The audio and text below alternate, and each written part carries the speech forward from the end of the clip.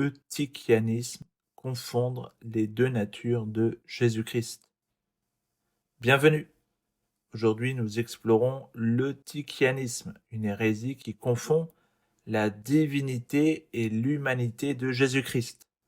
Donc, contrairement au nestorianisme qui divisait les deux natures, l'eutychianisme les fusionne en une seule, compromettant la pleine humanité et la pleine divinité de Jésus-Christ. Donc pourquoi c'est important ? Parce que comprendre correctement l'union des deux natures de Jésus-Christ est essentiel pour la vérité de l'Évangile et pour notre salut. Voyons cela en 5 points. Premier point, qu'est-ce que l'eutychianisme ? La définition. L'eutychianisme est une forme de monophysisme, donc du grec mono et physis, nature, donc une seule nature, qui enseigne que Christ n'a qu'une seule nature après l'union de sa divinité et de son humanité.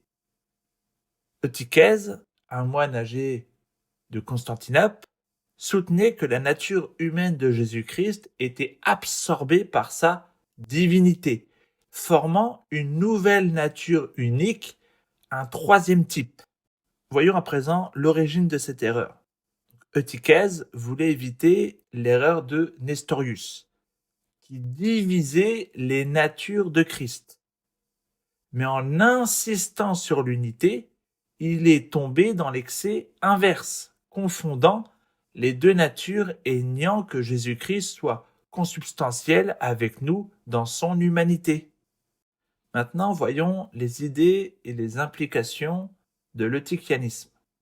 Donc les enseignements de l'eutychianisme. Eutychèse enseignait que Jésus-Christ avait deux natures avant l'union, mais une seule nature après l'union.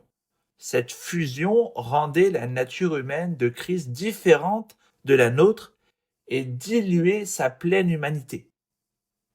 Il comparait cette fusion à un mélange de jaune et de bleu formant du vert.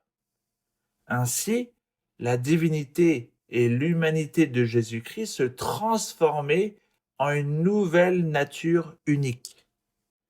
Donc les implications dangereuses, c'est que si Jésus-Christ n'est pas pleinement humain, il ne peut pas nous représenter.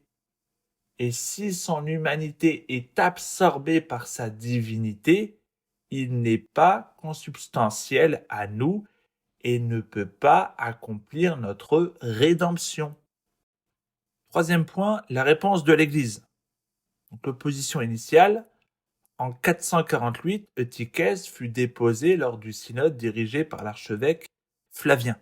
Cependant, il fit appel au pape Léon, qui examina soigneusement les hérésies christologiques et déclara « En Jésus-Christ, il ne peut exister une humanité sans vraie divinité et une divinité sans vraie humanité. » Donc à la suite de cela, il y a le concile qu'on appelle le concile des brigands en 449.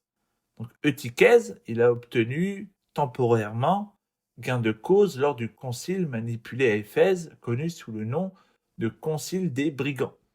Mais cette victoire fut de courte durée, car il y eut après le concile de Chalcédoine en 451. Donc le concile de Chalcédoine condamna clairement l'eutychianisme et établit l'orthodoxie christologique. Jésus-Christ est une seule personne prosopone et une subsistance hypostasis, avec deux natures distinctes, sans confusion, sans changement, sans division, sans séparation. Quatrième point, pourquoi cela est-il crucial pour notre foi ?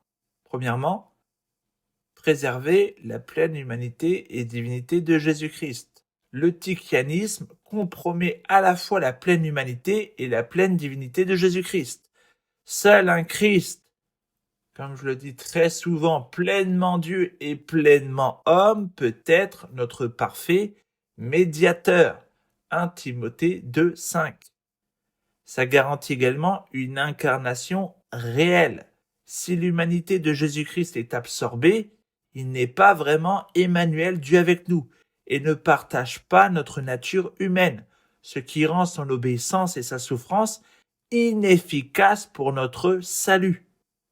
Enfin, il y a également la protection de l'équilibre de l'union hypostatique. Donc, vous pouvez voir la vidéo en question.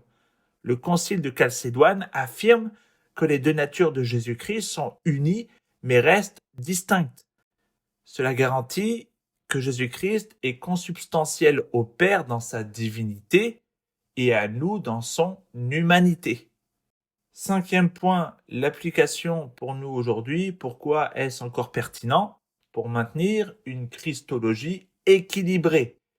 Il y a des erreurs similaires qui peuvent surgir lorsque nous minimisons soit l'humanité, soit la divinité de Jésus-Christ. Nous devons rester fidèles à la doctrine biblique.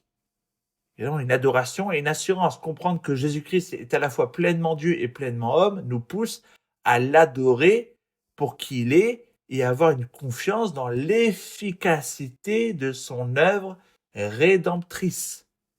Il y a également une vigilance doctrinale. Les hérésies comme l'eutychianisme nous rappellent combien il est facile de s'écarter, de glisser de la vérité. Nous devons examiner soigneusement les enseignements pour rester dans l'orthodoxie biblique. En conclusion, l'eutychianisme, tout comme le nestorianisme, montre l'importance de tenir fermement à une christologie biblique et équilibrée. Grâce à l'œuvre de l'Église, nous confessons que Jésus-Christ est une personne avec deux natures, pleinement Dieu, pleinement homme. Louons Dieu pour cette vérité qui garantit notre salut et nourrissons notre foi dans cette confession.